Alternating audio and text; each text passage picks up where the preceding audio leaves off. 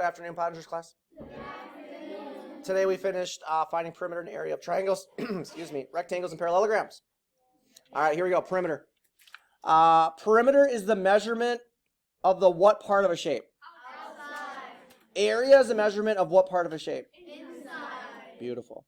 All right, every shape has some measurements that make that shape up. Those would be examples of the measurements that make up a shape.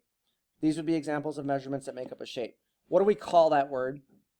Dimensions. The dimensions are what make up the measurements of a shape. Formula is an equation that helps us solve a problem. Anytime we see a formula, we're like, yeah, awesome. It tells me what to do. Formulas tell you what to do. So when you see a problem that involves a formula, you'll be thinking, oh, that's easy. I just plug in my numbers and I'm good to go. Speaking of formulas, this is a formula. True or false? True. This is the formula on how to find the area of a square, a rectangle, and there's something I didn't list here. What else do I use base times height for? Say that again. Parallelogram. So to find the area of a square, rectangle, or parallelogram, we do BH. What's that stand for? Base times height. You could also say, Length times width. so just remember, parallelograms also are in part of that. I should have probably written that in there. Gross, we don't like that formula. But to find the area of a triangle, we have a very similar formula, people. It's base times height, but you have to do what then? Divide by 2. Divide by 2. Okay. What kind of shape is this? What kind of shape is that? Rectangle. We know that the top and the bottom of the rectangle have a measurement of 8 because why?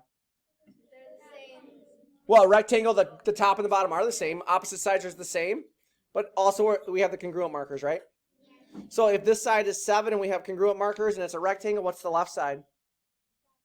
7. Say again.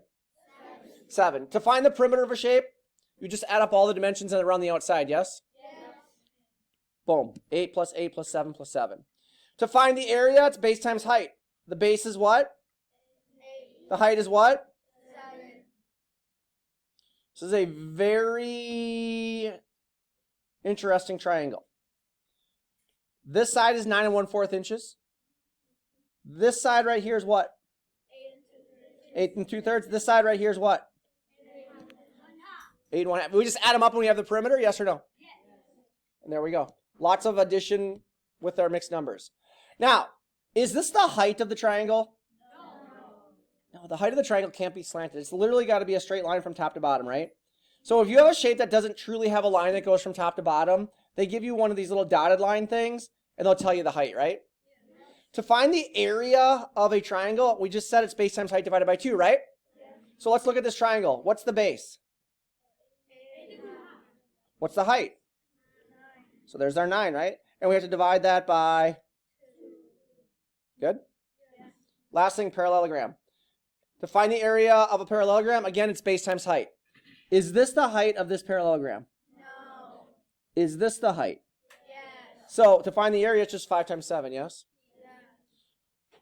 8, 8, 5, and 5. Here's 8. What's over here? 8. This is 5. What's up here? 5. So to find the perimeter, we just add up all the sides, yes? Yes.